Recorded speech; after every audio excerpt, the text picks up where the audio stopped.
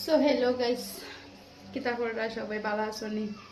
তো আমি আজকে প্রায় 3 বছর পরে বেঙ্গলোর টাটকা মাছ পাইছি। তো তোমরা দেখাই দেখো, 3 বছর থেকে আমি বেঙ্গলোর থাকি।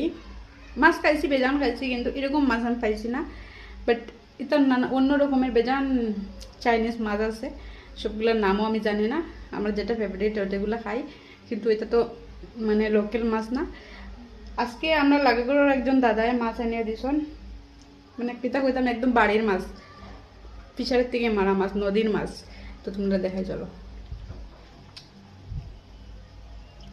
এই যে দেখতে পারা, এটা হচ্ছে জাপানি মাছ, আর একদম টাটকা মাছ। মাছগুলো তো তোমরা দেখেই বুঝতে পারবে। আর মাছের সঙ্গে আছে ডিম। তো ডিমগুলো দিয়ে একটা কিছু বাজা করবো। স্পেশালি মাছটা দিয়ে আজকে একটা মানে 3 বছর পরে বেঙ্গলোর আমি এরকম মাছ পাইছি।